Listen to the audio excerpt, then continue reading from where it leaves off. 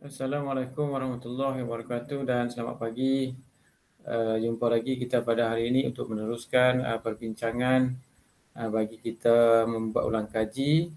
Pada hari ini kita fokus kepada bidang 2, yang mana bidang 1 kita dah selesai bincang.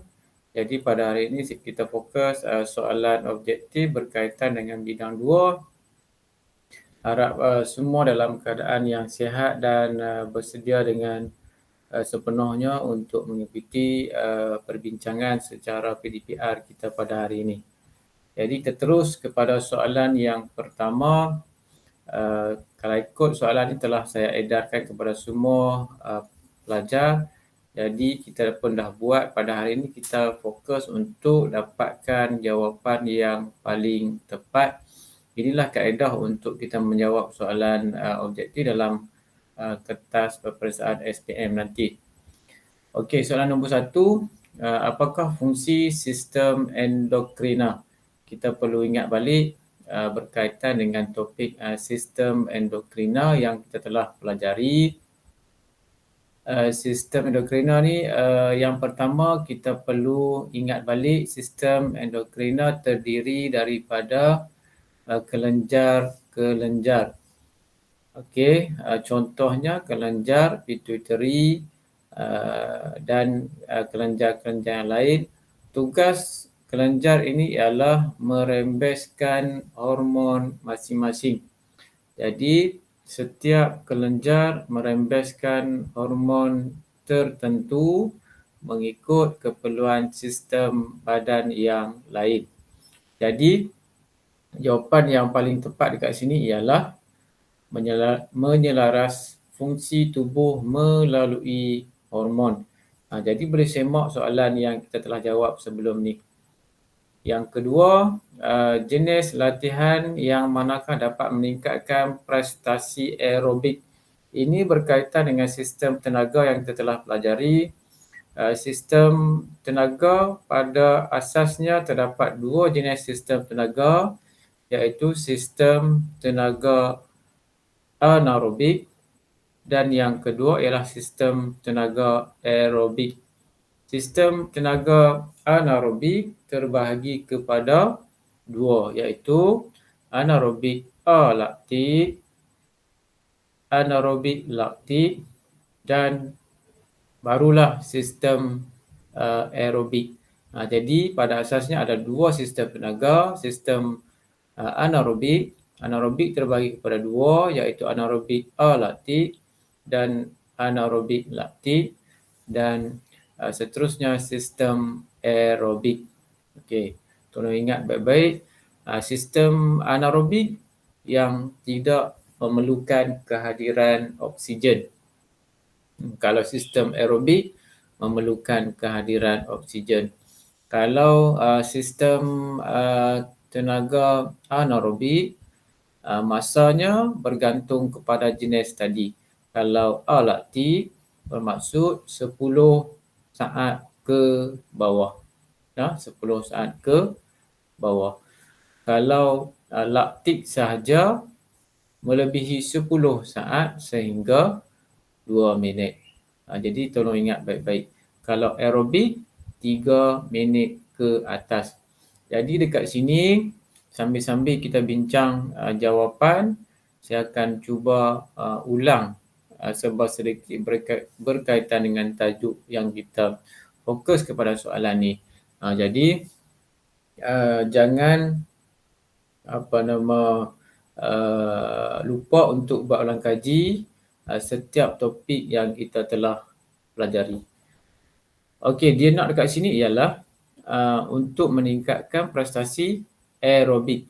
Aerobik yang saya sebut tadi melibatkan masa ialah 3 minit ke atas. Tempoh masa dia ialah lama. Masa lama. Kalau jarak yang jauh. Okey, kita tengok dia nak bentuk latihan ataupun jenis latihan yang boleh dilaksanakan bagi meningkatkan prestasi aerobik. Kalau aerobik maksudnya perlukan latihan yang berbentuk tempoh lama, jarak jauh. Okey, kita tengok dekat sini apa yang ada. Yang pertama, fartlek. Latihan 4 leg. Tolong ingat balik macam mana untuk melaksanakan latihan 4 leg ni. Kan, dari segi bagaimana untuk kaedah untuk mengendalikan latihan 4 leg. Apa itu latihan 4 leg? Mungkin kita dah kabur, dah lupa sebab kita belajar pada tingkatan 4 hari tu. Yang kedua, latihan jeda jarak jauh. Jeda ni ada dua, satu jeda jarak dekat, lagi satu jeda jarak jauh. Jadi yang sesuai dijalankan untuk meningkatkan prestasi aerobik ialah jeda jarak jauh. Jarak jauh. Latihan 4 leg dan juga jeda jarak jauh. Okey. Tolong hati-hati. Merentas desa ni kadang-kadang sekali pandang kita rasa macam betul. Sebab dia tempoh lama, jarak jauh. Tetapi ini ialah acara. Yang dia nak ialah jenis latihan. Tolong hati-hati semasa menjawab soalan biar kita faham betul-betul kehendak soalan apa yang dia nak, jenis latihan ataupun bentuk acara. Merentas desa memang jarak jauh, tempoh masa lama, tetapi ini adalah acara merentas desa. Tidak ada kaitan dengan jenis latihan. Latihan 4 leg dengan jeda jarak jauh. 2 dan 4. 2 dan 4. Dekat sini ada tak jawapan dia? Okey. 2 dan 4 tak ada. Yang ni sepatutnya 2 dan 4. Biasalah ni modul ni dibina oleh guru-guru sains sukan. Kemungkinan berlaku kesilapan semasa menulis jawapan. Menulis jawapan. 2 dan 4 jawapan dia. Okey, nombor 3. Ni berkaitan dengan sistem saraf. Ingat balik sistem saraf. Sistem saraf terbagi kepada 2. Iaitu sistem saraf pusat dan juga sistem saraf periferi. Ni saya tolong ingatkan balik ni. Sepatutnya semua kena ingat lah bila saya sebut macam ni je. Semua dah kena ingat ataupun kena kuasai tajuk-tajuk ni. Sistem saraf terbagi kepada 2. Sistem saraf periferi, sistem saraf pusat. Apakah Q? Automatik. Jawapan dia adalah sistem saraf pusat. Sistem saraf pusat ini terdiri daripada otak dan saraf tunjang yang terdapat di dalam sistem tulang, sistem rangka iaitu bahagian lurus vertebra iaitu tulang belakang. Tolong ingat balik nama-nama tulang sebab dia memang ada kaitan di antara satu sama lain. Jawapannya sistem saraf pusat. Kalau betul, right lah. Salah kena pangkah. Tak guna kita tak belajar daripada kesilapan yang kita buat. Kita buat silap pada hari ni tak apa. Sebelum menduduki SPM yang sebenar. Biar kita tahu kedudukan ataupun kemampuan diri kita sendiri dalam menjawab soalan sains sukan ini. Nombor 4. Maklumat berikut menunjukkan peranan sistem X dalam tubuh badan. Oksigen larut dalam plasma diangkut melalui pelarutan dengan hemoglobin untuk membentuk oksihemoglobin. Okey, dekat sini dia ada clue dia ialah diangkut. Diangkut. Bila diangkut ini, dia ada kemungkinan 2 jawapan kat sini yang hampir-hampir kita tak masih dalam pencarian untuk mencari jawapan yang paling tepat. Kita tengok sistem ni. Kalau endokrin dah memang terkeluar daripada tajuk ni. Endokrin tadi terdiri daripada kelenjar-kelenjar merembeskan hormon. Ini tak ada sebut pasal kelenjar, tak ada sebut pasal hormon. Pencernaan pun tidak ada kaitan. Sekarang ni tinggal A dengan C. Kardiovaskular ataupun respiratory. Kardiovaskular ataupun respiratory. Kita tengok ada di sini diangkut, diangkut jadi automatik kepada sistem kardiovaskular. Sistem kardiovaskular. Kan sistem kardiovaskular tugas dia ialah menghantar ataupun mengangkut darah yang mengandungi oksigen ke seluruh anggota badan, iaitu untuk kegunaan sel-sel badan. Nombor 5, atlet manakah menggunakan sistem tenaga aerobik? Tadi kita dah bincang berkaitan dengan sistem tenaga aerobik, iaitu penggunaan masa yang melebihi 3 minit, acara jarak jauh, tempoh masa lama. Okey, mana dekat sini? Maraton, pecut 100 meter, angkat berat, lontar peluru. Kita tengok kat sini, clear. 100 meter automatik anaerobik laktik sebab kurang daripada 10 second, angkat berat anaerobik laktik, lontar peluru pun anaerobik laktik. Ni BCD semua acara yang anaerobik laktik yang melibatkan tempoh masa kurang daripada 10 second. Mana ada orang angkat berat sampai 2-3 minit tunggu situ? Tak ada. Lontar peluru? Tak ada. Semua singkat, masanya singkat. Yang A saja jawapan yang tepat untuk tenaga aerobik. Nombor 6, kita tengok pernyataan yang diberi. Dia kata berkaitan dengan satu ciri-ciri otot. Okey nah. Otot kan dia ada ciri-ciri dia. Kemampuan otot untuk kembali semula kepada panjang asal selepas memendek atau memanjang. Apakah istilah kepada ciri-ciri yang diberi ini? Berkaitan dengan otot. Berkaitan dengan otot. Kebolehhujaan, kebolehanjalan, kebolehkuncupan, kebolehpanjangan. Yang mana yang paling tepat berkaitan dengan ini? Dia boleh memanjang, dia boleh memendek. Kan itu adalah tugas otot, bagaimana dia melaksanakan tugas dia. Tapi dia nak ciri tu. Ciri itu ialah kebolehanjalan. Cuba ambil benda yang anjal, kita try tarik dia. Selepas tu kita lepas balik, maksudnya dia boleh memendek balik dan kita boleh tarik bagi panjang balik. Itu yang dikatakan kebolehanjalan. Kebolehanjalan. Nombor 7, saya nak beri laju sebab kita ada banyak soalan untuk kita habiskan. Sehingga bidang 7, insya-Allah. Jangan risau. Apakah sistem tenaga yang terlibat dalam acara 100 meter pun jangan confuse dah. 100 meter kurang daripada 10 second anaerobik laktik.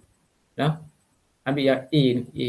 Kan kita belajar A, B, C. Waktu kanak-kanak tadika dulu kita belajar A, B, C. Mula dengan apa? A lah, dengan A. Anaerobik laktik. Paling singkat.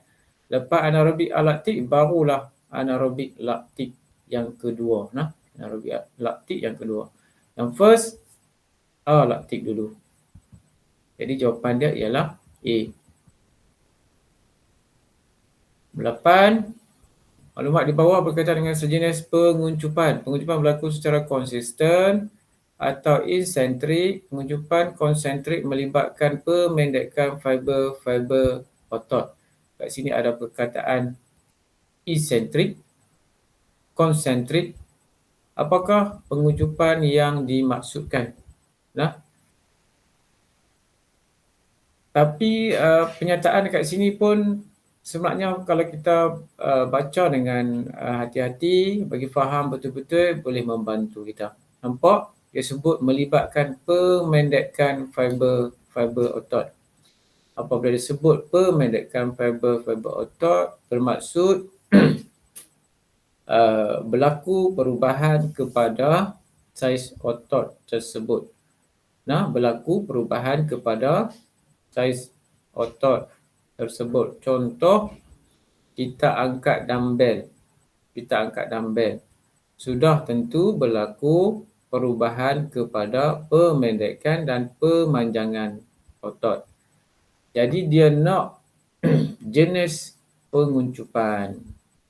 Jadi kita kena ingat balik jenis-jenis penguncupan. Dia ada isometrik, isokinetik, isotonik. Ada 3 ni.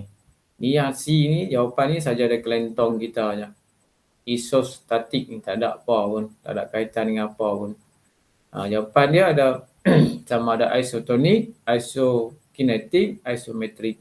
Jadi kita kena tahu ketiga-tiga maksud istilah ni. Nah, kena tahu ketiga-tiga maksud istilah yang ni. Kalau isotonik, okey, kita ambil isotonik. Tak apalah, kita ambil A dulu lah. Isokinetik. Isokinetik ni ialah latihan yang menggunakan alatan khusus untuk melakukan pergerakan. Contoh guna apa? Kalau kita pergi ke gym, menggunakan alatan tertentu yang ada tu. Maksudnya segala pergerakan otot kita dia adalah melibatkan halaju yang tetap. Nah, halaju yang tetap. Kita boleh set dekat mesin tu, kalau kita nak berlari berapa kelajuan yang ditetapkan. Kita boleh set kelajuan tersebut. Apabila kita set kelajuan tersebut, pergerakan otot kita adalah dalam halaju yang tetap. Kalau isometrik ialah daya dikenakan kepada otot tetapi tidak berlaku perubahan kepada pemanjangan ataupun pemendekan otot. Contoh, kalau kita berdiri, kita tolak dinding. Walaupun daya dikenakan, kita akan rasa daya dikenakan kepada otot kita, tetapi tidak berlaku perubahan kepada pemendekan dan pemanjangan otot. Itu yang dimaksudkan dengan isometrik. Jadi jawapan dia ialah isotonik. Saya ulang balik untuk semua ketiga-tiga jenis pengucupan ni untuk bagi semua kita ingat balik, kita kena faham balik. Jadi jawapan yang ni ialah yang melibatkan pemendekan dan pemanjangan fiber-fiber otot ni ialah isotonik. No? Isotonik. Ingat noh, isotonik. Nombor 9. Antara yang berikut manakah merupakan organ utama dalam sistem saraf? Nah, sistem saraf. Sistem saraf tadi kita dah ulang. Sistem saraf ada terbagi kepada 2. Okey. Sistem saraf merupakan organ utama dalam sistem saraf ialah otak. No? Yang lain tak ada kaitan. Nombor 10, antara tempoh aktiviti berikut yang manakah menunjukkan ciri-ciri latihan anaerobik alaktik. Kita dah bincang tadi, terus ni jawapan dia. 0 hingga 10 saat. Sistem tubuh manakah yang memainkan peranan untuk menyelaras dan mengawal fungsi tubuh melalui tindakan hormon? Pun kita bincang tadi. Sistem apa yang merembeskan hormon? Sistem endokrina. Sistem endokrina. Nombor 12. Nyatakan lokasi sendi lesung. Kita juga kena kuasai jenis-jenis sendi yang terdapat dalam sistem rangka. Okey, sendi lesung. Ada 2 lokasi dekat bahagian anggota badan kita. Yang pertama, bahu. Yang kedua, pinggul. No? Bahu, pinggul. 1 dan 4B jawapannya. Siku sendi apa? Sendi ensel. Lutut sendi apa? Ensel. Tengok pintu rumah kita.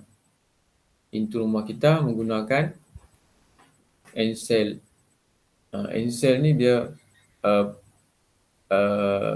pergerakan dia terhad. Kalau bahu dengan pinggul, sendi lesung, pergerakan dia bebas. Cuba tengok bahu kita boleh pusing ke mana? Depan, kiri, kanan, belakang. Pergerakan bebas. 13.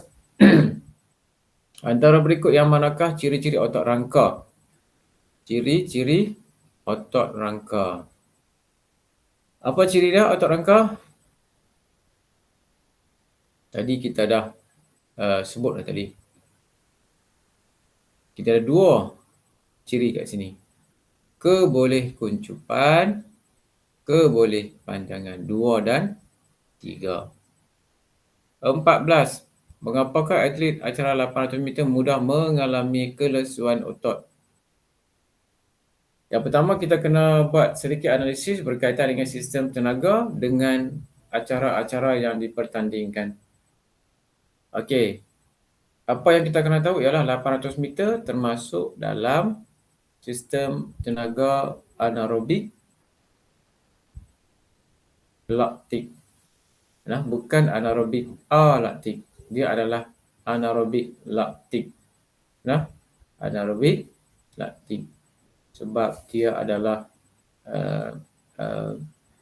melibatkan tempoh masa melebihi 10 second sehingga lebih kurang 2 minit. Lebih kurang 2 minit. Jadi, dia kata kenapa mengalami kelesuan otot dalam acara 800 meter ni? Satu, penambahan simpanan fosfokreatin semasa sistem aerobik.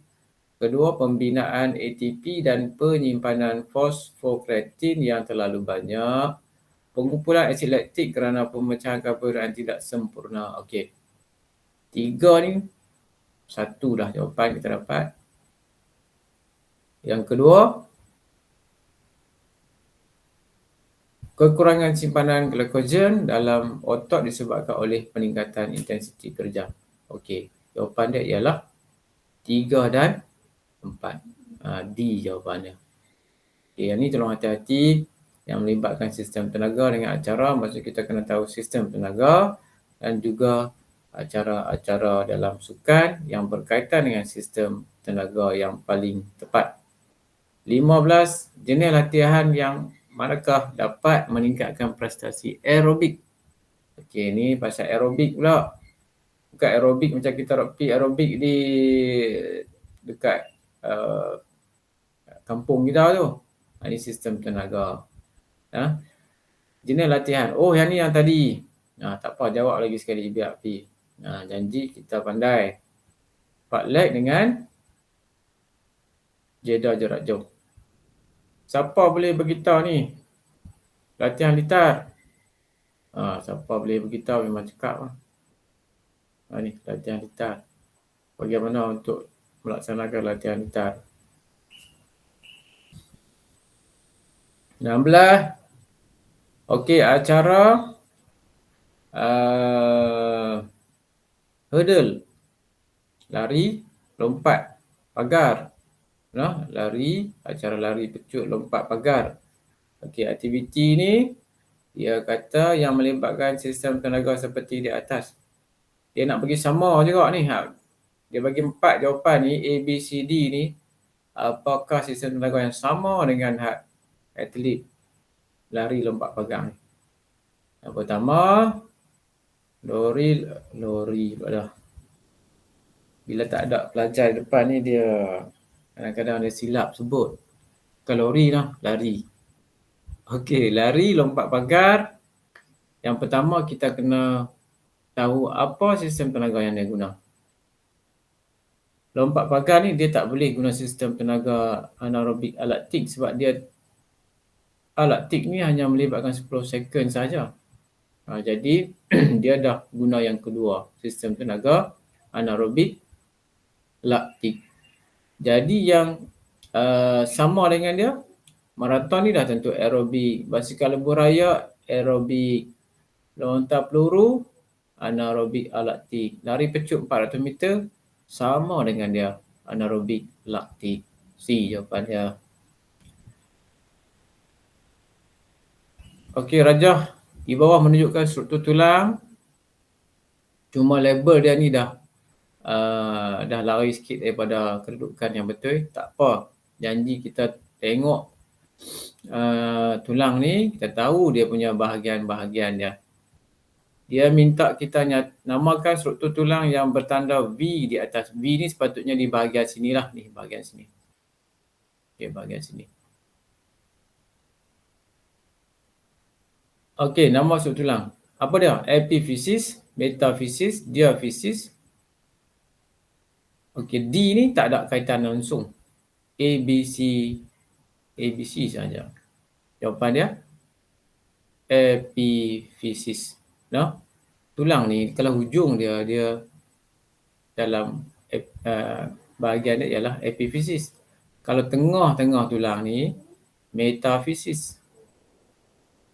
Ya? Tengah-tengah ni bukan, sorry.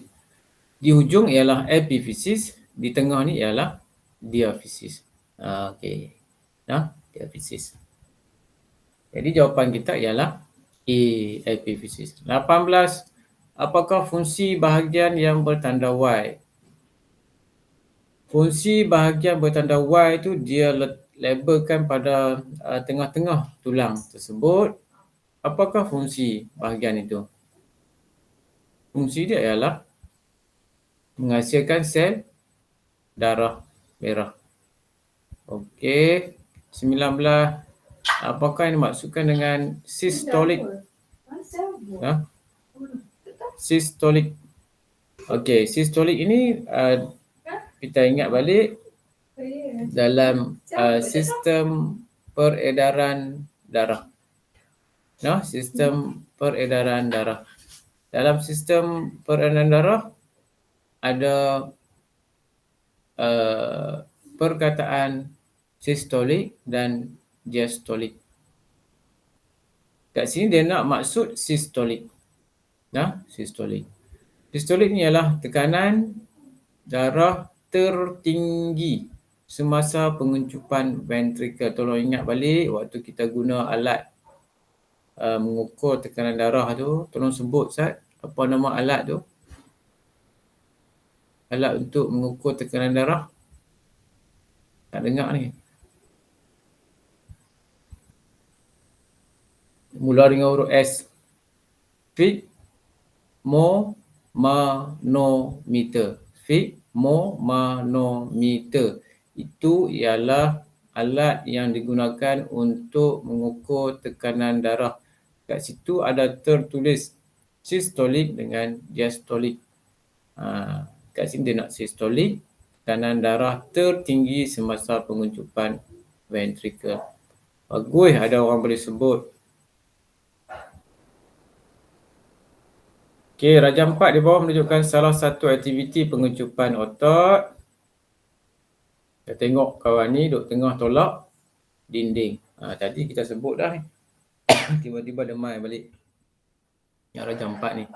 Apakah jenis pengencupan otot bagi rajah di atas? Dia kenakan daya kepada dinding. Otot buat rajah.